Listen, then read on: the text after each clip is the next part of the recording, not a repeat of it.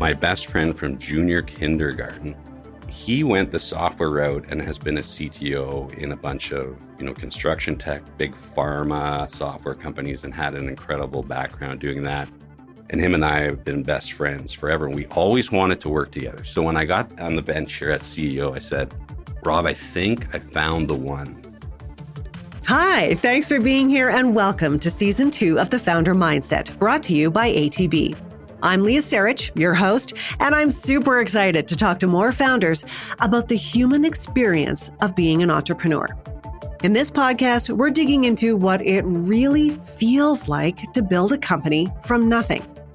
I was a broadcaster for over 20 years, so I've interviewed thousands of people, but entrepreneurs, not that many. And yet, they have the best stories. They're solving big problems and they're creating incredible impact. But it is hard work. So why would they do this? Let's find out. Joining me in studio today is David Lod, CEO of VEERUM, a platform that empowers teams with their visual operations capabilities, allowing companies around the world to manage their industrial assets in 3D. David, welcome. Thank you so much for being here. Thank you, Leah. I'm thrilled to be here today. Thank you. Well, let's start right at the beginning and talk a little bit about VEERUM. Let's start there with what VEERUM is today, and then we'll go back a little bit in time.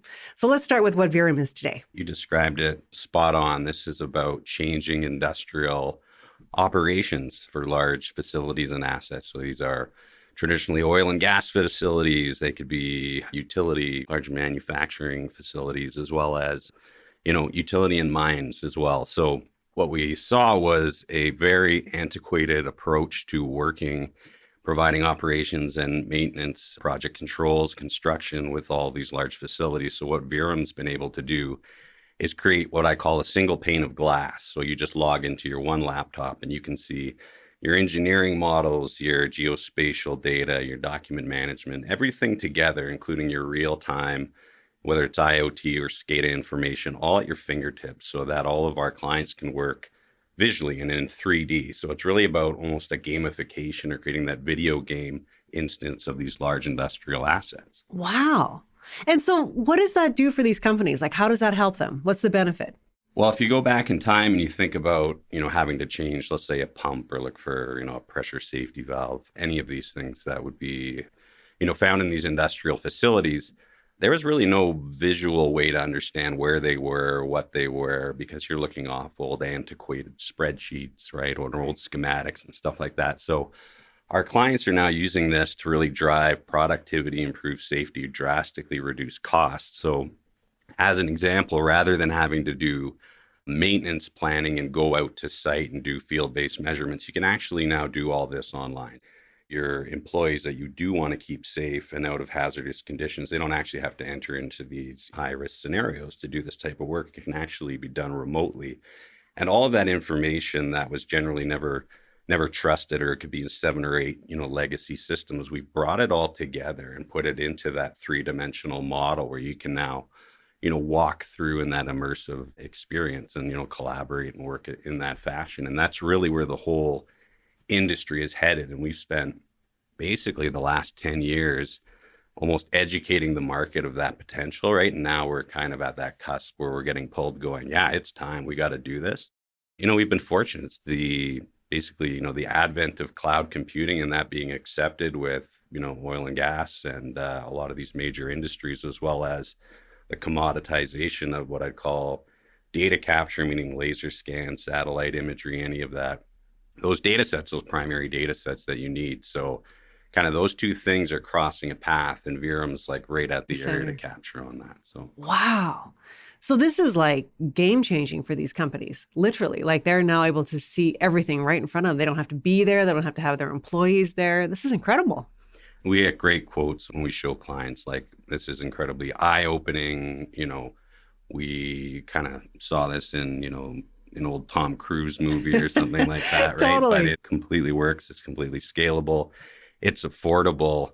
And the industry is all moving in this direction right now. So it is changing the way people work, whether it's maintenance planning, operations, capital construction, execution, Because at the end of the day, it's the data on these facilities that is so valuable to clients, and they lose it at every turn, or they go recollect it, or they send people to site to figure out what's going on there. So we become a primary repository and visual engine for them to work differently. That's cool. I love it. And how many employees do you have now? Yeah, we're a little over 50 employees. That's exciting. And headquartered right here in Calgary, Alberta. Yes. Love it. Love it. And who are your clients? These were, assuming big oil and gas companies.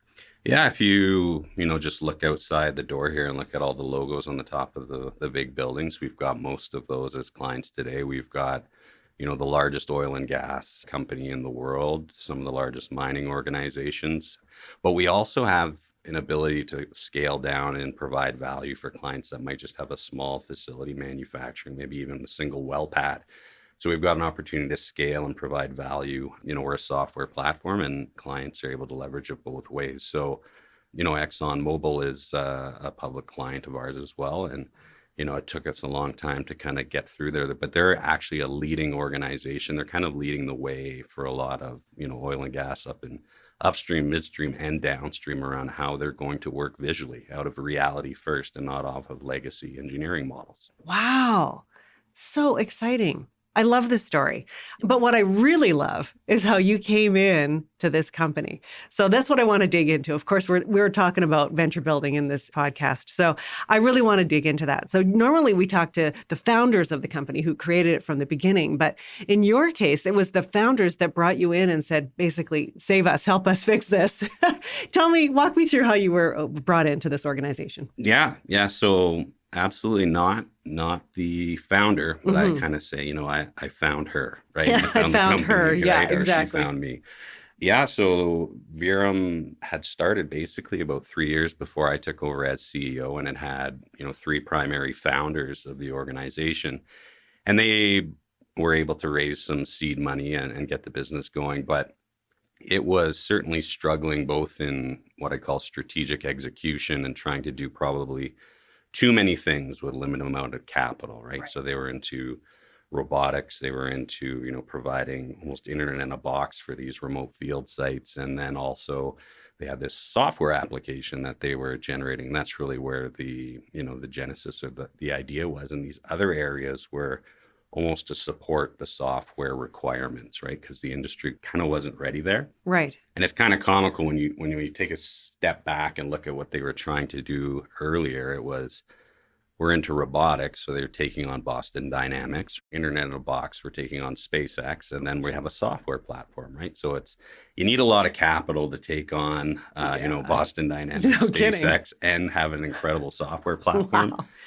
So they took that institutional venture capital money in a seed payment. So of course you establish a board, right? And, the board recognized too, there were some challenges and, a lot of, startup scale up. So I can appreciate this. You bring in money, you hire up and, revenue can solve all things, but if revenue dries up, you've got a new challenge on your hands. So, we weren't getting the client traction that was originally intended. So, the board had approached me and I had to meet with the previous CEO and co-founder and say, listen, we can turn this around. It really came down to probably 5 or 6 months of capital left in the business. Significant burn rate and revenue went down to 0. This was going to need to be a hyper focus on the software, which I knew had great opportunity. And the original genesis that came from the founders was construction progress monitoring in that visual way that I've been describing earlier.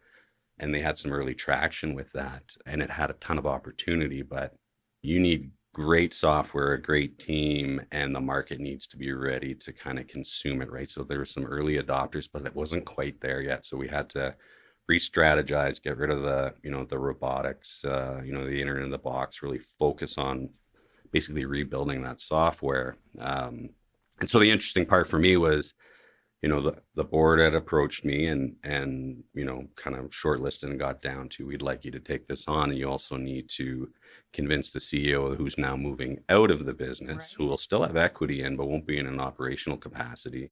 Another founder, no equity left in the business and won't be operating. And a third that's staying in and has equity. And it's kind of like, here's the final swing at the bat. Do you want to take a run at this? So there was this whole cultural thing, and almost a little bit, it's kind of awkward, right? It's like, I Sure. know this was your baby, but you're out. No can I kidding. can I hold her and see if I can, get her to Yeah. year one at this stage, right? After post funding. But they were all supportive. The board was great through that transition. It was kind of open kimono, and it was, do you want to try to do this? And so I said, sure. Okay, but now why would you say yes to that? I mean, like when I think of this, I think of like this company in a really desperate state, and you're like, I'll give it a go. Like that kind of seems wild to me. Why would you take that on? Yeah, it's I don't know, maybe I have some defect in the brain or something like that. But no, I really enjoy a challenge. And every role I've had in my career, I've never wanted to take on, a position where the previous individual was there. It's golden, it's running smoothly, everything is great. I've been more of this is a disaster. Can we fix this, make it better, and then move on to the next challenge? So I've always liked that. And I've worked at big companies. So I started my career at IBM. I worked for Shaw and Rogers, right? Similar to you at Rogers with large, telecom cable cos. But I also had time with smaller, struggling businesses, which Pivot Data Centers was at the time that I participated with them, running sales and marketing for them. So when VEERUM came around, I kind of saw it as, okay, one, I get the problem that they can potentially solve. I get the software and the technology. I get how critical these facilities are, and I get enterprise B2B sales overall. So this thing has a shot. Now it's all about timing, right? Is the market timing there? And can we resell a new story to bring in more capital? So it looked like an exciting opportunity. And I've always had either, VP, general manager, and I've owned P&L and had exposure to running a sales organization or operations. But I never had the ultimate, called the CEO title. Yeah. And I thought, what a better way to do it, right? Like, let's take on something that is challenged very much so at this point in time. Yeah. And let's see where we can take it. And yeah, here we are today. So it's been big ups, big downs, and yeah, but we're having so much fun. So. Yeah. Okay, but we need to dig into like how you actually did that, because it's a lot more than what you've just said. It's also about like the people, an organization is about people as well, right? Not just the product and the market and all of that, but it's about the people. So tell me how you actually came into an organization when I'm sure people were fighting all the time and not working with each other and it just wasn't working. How did you come in there and fix that? Yeah, it was something that I told Scott, who is one of the co-founders and still working in our business right now as well. I said, if I can do anything that'll improve this business, it'll be changing the culture and we'll make this a great place to work, and people will want to be here and they'll be very loyal and excited to be part of this story. And he gravitated to that. And he said, that's certainly missing where we're at right now, because we had a development organization, software side, that was not getting along with product, that was not getting along with sales, that, marketing and everything else. It was very toxic, right? When we looked at it. So, and I think it was just because, forced growing, not having enough focus previously. And then, exiting the original sort of founders out too, there's a lot of loyalty to individuals in an organization. And then there's, you get into things where some people were promised maybe equity and other stuff that never materialized. So you get into a position of, okay, I've inherited this. Now, how do we make this better? Now, VEERUM previously, when it had its seed funding, was a little over 30 people, and it had to get trimmed down to about, 15. And I had to bring it down. I think we were at about eight or nine. And then the software needed to be refactored as well. So we're in a market where it's tough to get software developers. And so I said, one of my key critical hires here that I'm going to need is I need a CTO, and difficult to come by. Now, if you can find a CTO that can get right into the code, understand the business challenges, that can lead a team, that can talk at an investor and board level, you've got a unicorn. So happened to be that my best friend from junior kindergarten, so this would have been, 40 years ago, he went the software route and has been a CTO in a bunch of, construction tech, big pharma software companies, and had an incredible background doing that. And him and I have been best friends forever. And we always wanted to work together. So when I got on the bench here at CEO, I said, Rob, I think I found the one, and I need a CTO. And of course, I put him through the ringer and made him interview Of and meet the course. board and go with other candidates. But he was the guy we needed because he had been through the, near bankruptcy, grow it, execute it, sell it stages. So he's had that.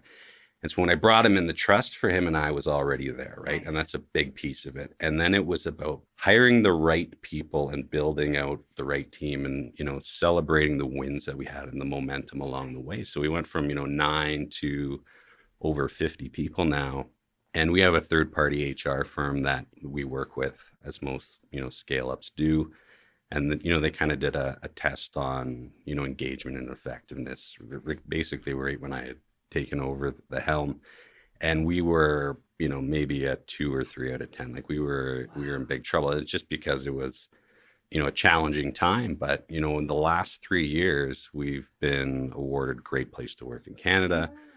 It's not like we hit that minimum threshold of 65%. We've gotten 98, 94, 93%. So That's incredible. that's a big turnaround. And it all comes down to having the right leadership team, transparency with all your employees, right? Everyone's adults here and making them understand what we're doing, that we're making meaningful impact and creating a really awesome culture and environment.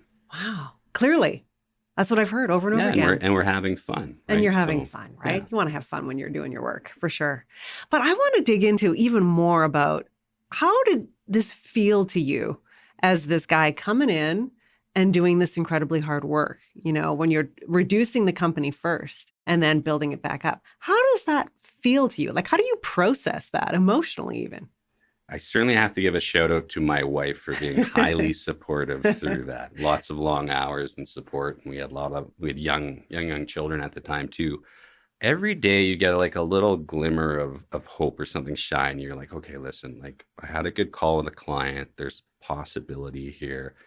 But then you get, just some bizarre, terrible down trough, right? Like it could be anything. I remember when at one point I got sued, right? Wow. Yeah. So that was a low one too. Right? I bet. It's like, how do you deal with that right now? I'm trying to raise capital and No now I've got to kidding. throw into my due diligence piece here that I got an active potential lawsuit, right? So it was unfounded. It was a competitor. We beat them in an account and they thought that we stole some of their code, which absolutely wasn't the case.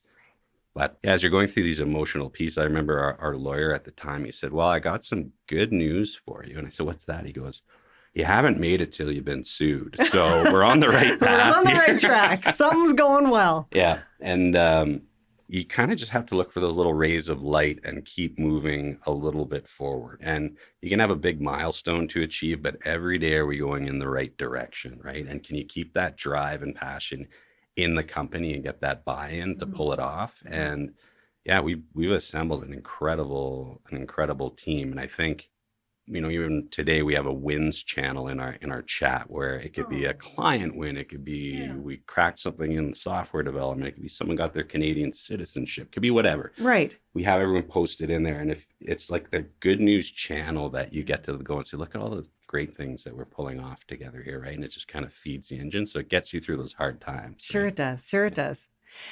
As the guy, though, leading the ship, I'm curious about how you negotiate those moments when you do get the call from the lawyer or that kind of thing. And then you 2 seconds later have to turn around and be like, hey, we're going to raise some money, or hey, look at all the wins in this channel.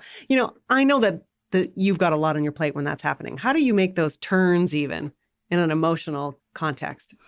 Yeah, well, I think a lot of people say you never look phased. You're unfazed. So I go from like, hey, this is the happiest day of my life to, oh my God, this is the worst day. And I think that has to do with my Finnish heritage. I think we're just kind of, even keel, right? But you can't dwell on bad news and you can celebrate the wins, but you can't be satisfied with them. You got to keep going, right? So you kind of look at these as just instances in time. So that's kind of how I think my brain is hardwired to work, right? So it's like, we want a big contract. That's great, Kate. What is next? How do we make this better?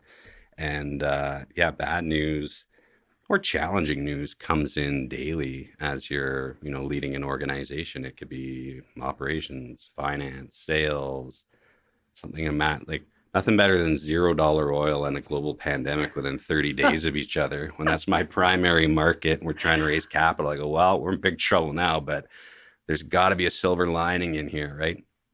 And our head of sales, Trevor, he's got a saying that he brings forward. I think he even has it tattooed on his arm called WAGE, and it's basically crisis and opportunity, right? It's an understanding of there is opportunity in all the chaos.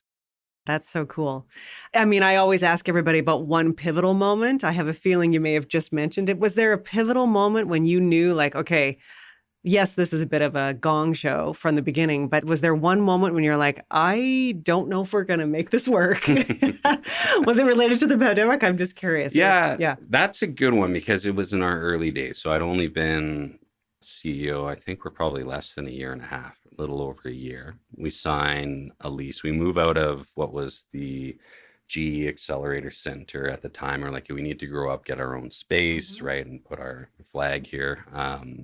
So we get our lease, we move in November, and then, March, bang, you get a pandemic. And I remember bringing the team, which was only like 13, 14 people at the time, and said, listen, pack up your stuff like you might not be back for 2 weeks because we don't know what's going to happen here, right? I remember that 2-week window. Yeah, 3 years later, right, go blow the dust off your desk.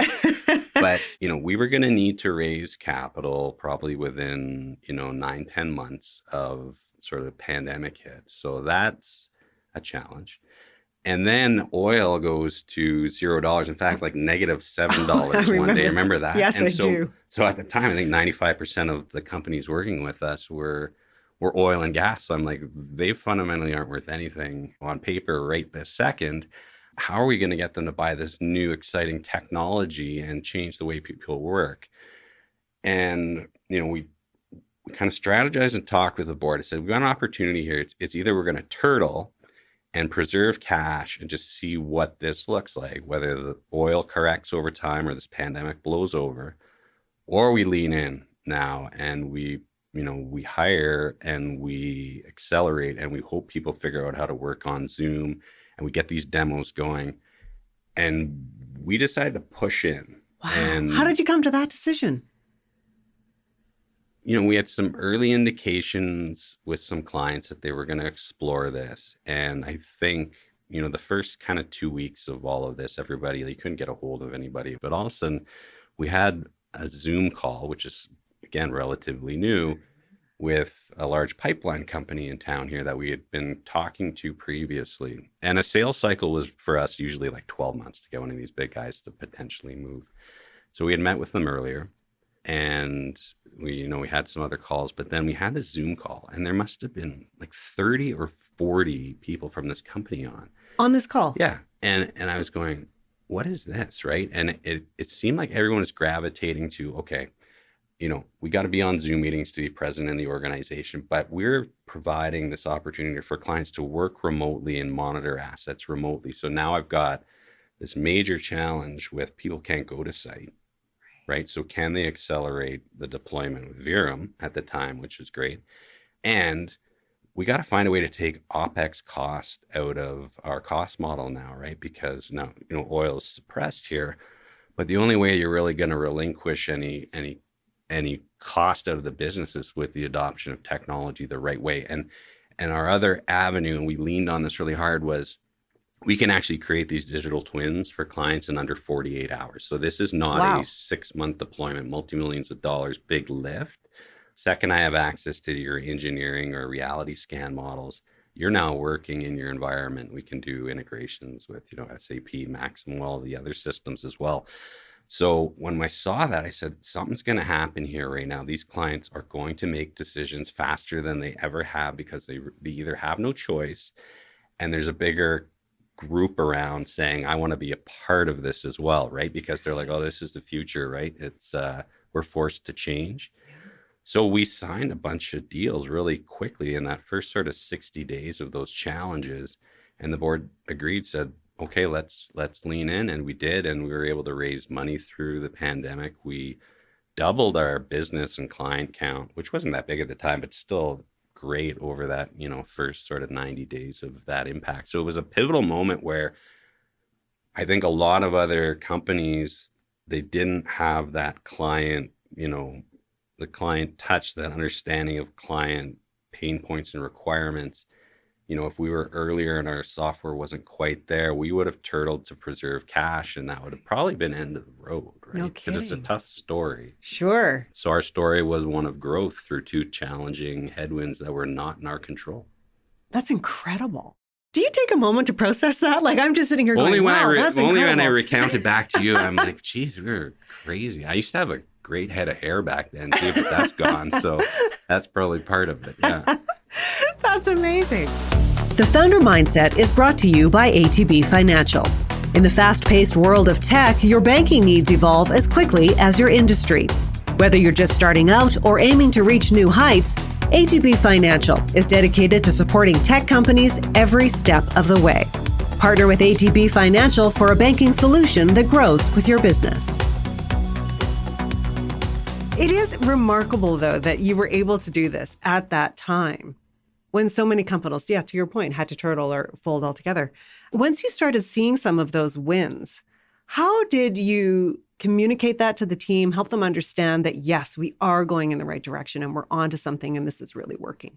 The traditional, the all teams meetings, or we'd have our Zoom calls, we'd have updates. But like when the pandemic hit, as an example, we had regular touch points with individuals on teams, and we would alternate. So I'd have my schedule of, here's the 7 employees I'm talking to this week, and then it would alternate, and Trevor or Rob or Chris or whoever would also take those calls. We kept that regular human touch when we couldn't do it in the office anymore, and I think that was important to communicate that we're doing okay.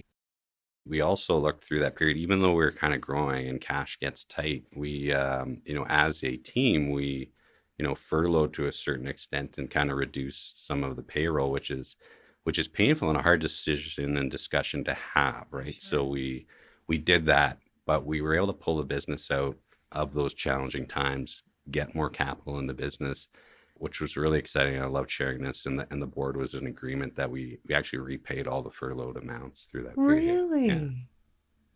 That's huge. Yeah, and so like that's there's a money component to that, but that's a cultural kind of capstone that you get to play. And then people get it like, okay, the board, the leadership, everyone's all in on this. And when we can do it, we'll do it right, Yeah. fairly. So I can see you getting emotional about that. That was really meaningful to you. yeah, it was. Yeah, because and I think I told you this previously, when we were a company of 30 people, we spoke 18 different languages, like very diverse. So we have a lot of new Canadians, right? And a lot of young families and all of that. So, every dollar counts, right? And it's just like, how can we get through this together? Like, are we better to, do you take 30% of your head count away, or can you get through this tough point together and then that team bonds, right?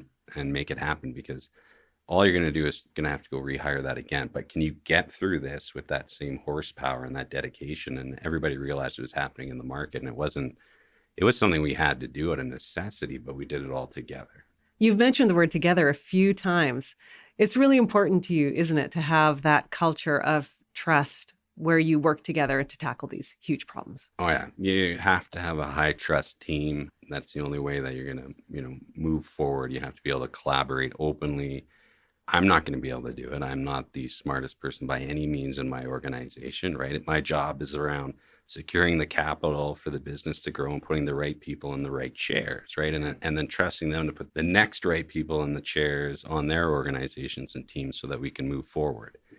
One of the things we developed, which was our 5 values that spell out the word solid. So that means supportive, optimistic, listening, innovative, and dedicated. But that means to our clients, to our team, our company, as well as to our community.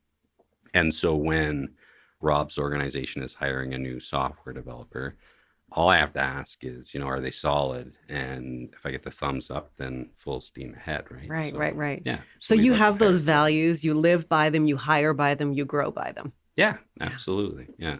You got to make those visual, right? We sell visual operations. Everything you got to see is in front of you. You got to understand it. It's got to be consistent. We need to perform in that manner, right? So, yeah, that's incredible. You take this venture building, this company, very personally, don't you? Yeah, I very much, even though I didn't found it, the genesis came from Amit and Scott and Steve, and they got it going. Yeah, this is very important to me, and I know everyone in the company, everyone when they start with us, I spend time with them to meet them about what brought them to VEERUM, what did they do in their past, what are their interests. But we've created an awesome community within VEERUM, high achieving and all of that, and it is important to me, right? Yeah, I yeah. can tell. I can tell. I also know that when you take something very personally and it's your work, it can sometimes be hard to look after yourself. Remember that I can take a break from this. I can step away from this for a minute. I can do what I need to do to recharge or stay well. How do you do that for yourself? Yeah, I think I'd be guilty of maybe not doing it enough, but some of the sort of the steps I've taken. So certainly you have to be able to kind of disconnect, right? And a big move we made for our family as well as we moved out to Canmore a year ago full time, which we put the kids in school out there, which is great. And it is an absolute mindset shift to be driving into the mountains after your end of the day at work and then disconnecting that way. So I think that's been very helpful. Try to do more hiking and physical activity. And then even for myself, driving in the morning and having that hour of kind of silence from, 6 to 7, put on a podcast of something, I'd like to learn about. So I'll have to listen to more of your podcasts. Yes, please of do. Course, unless we do this. But those are good. It's just kind of letting your brain think about, working on the business versus in the business, and then, on yourself. And at the end of the day, don't take yourself too seriously. I think we do that. But yeah, I'm certainly guilty of when you're getting down to we need to raise money and we're getting down to final dollars in the account.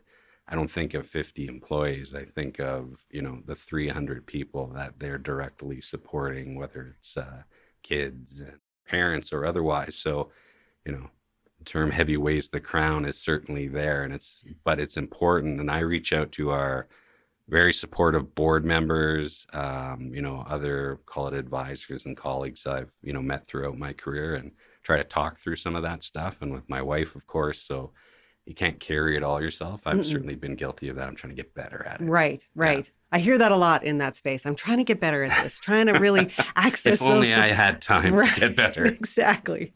But I hear it, especially from some of even the younger founders that I speak to on this podcast. They're very intentional about looking for that support, using that support, making sure that they sort of maintain those relationships to keep them personally going. Yeah. I think with younger founders and, CEOs of these organizations, I think, mental health and all of that has sort of been right there when they kind of got through university, and it's sort of in front and center. Yeah. Certainly generally more accepted and supported. If you go into sort of my generation, so I was born in the 70s, late 70s, right? And we were raised on, hose water and neglect, right? Like, oh yeah, totally. We were feral out there. That's right. That's right. So it's, I think it's great that those tools and supports are there, and it's just about, everyone kind of figuring out how to leverage them, I think, going forward, right? So, for sure. How to use them, for sure. We've talked a lot about the challenges of this work. What do you love about this work?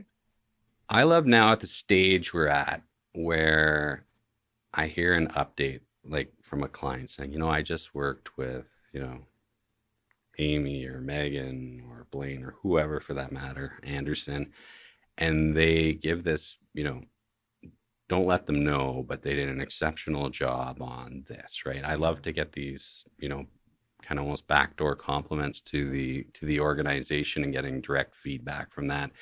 Or even just, in the halls or on a Zoom call, hearing about something that the team did. And it could have been weeks ago. And I'm just like, oh my God, they went above and beyond to do this. And nobody kind of raised a flag like, hey, we worked longer, we did something. I'm just proud of how much everyone's supporting each other. I think that's, that really lifts me up, right? I'm just amazed. And I'm just amazed at how creative all of our employees and team are. Like, I'm like, I never thought of that. Right? I think that's amazing. It's nice to be surprised like that. Yeah, those are the pleasant surprises for sure. Yeah. That's so exciting. At Thin Air Labs, we often talk about creating meaningful impact. And for us, we even have it built into our investment thesis. It's really important to us to create meaningful human impact. When you think of impact, I know you have, how do you think about it for VEERUM? So in two channels. So one, the solution that we've created, our technology, is it having a meaningful impact outside of just dollars and cents? And it does, because we have one client in town here. They saved over, I think it was 23,000 hours of field exposure, meaning people on site in dangerous conditions. And meaningful to me means, if someone gets to go home to their family where that might not have been the option before, that's incredible. Or if we've potentially been involved in, saving lives and reducing that risk in these very, challenging environments around the world, right? Like we're talking all over the world. That's very meaningful. And our team gravitates to that, and they can see that impact that we're having out there working safely.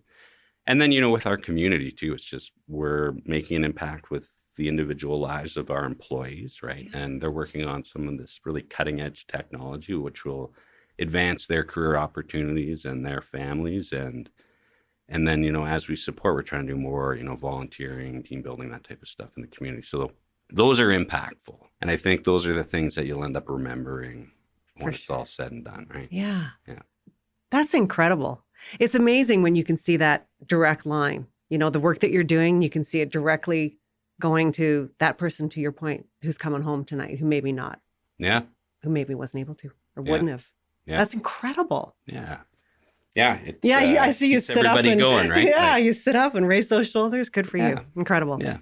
All right. Well, as we start to close this conversation, I ask everybody the same two questions. You're the CEO. You're writing the story for VEERUM. How do you hope the story goes?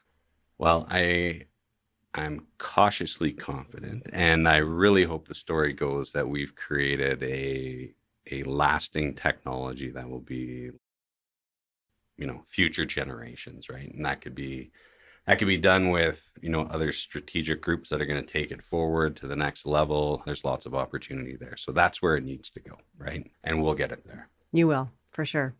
And as the CEO, you're writing your own story. How do you see your story going? One, I'd like certainly to be remembered as, wow, they pulled off, this miracle. The odds of starting, a software company, getting it to where it was, turning it around, it's less than 0.5% is really the odds when you look at it, right? But I'd like to be remembered as somebody that was fair, that did always the right thing, that, rolled up his sleeves to help when it was needed, and to be held in good accord that way. That's how I'd rather be remembered.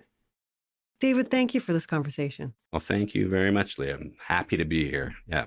And a great platform too. So I've got the face for radio. So this worked out really well.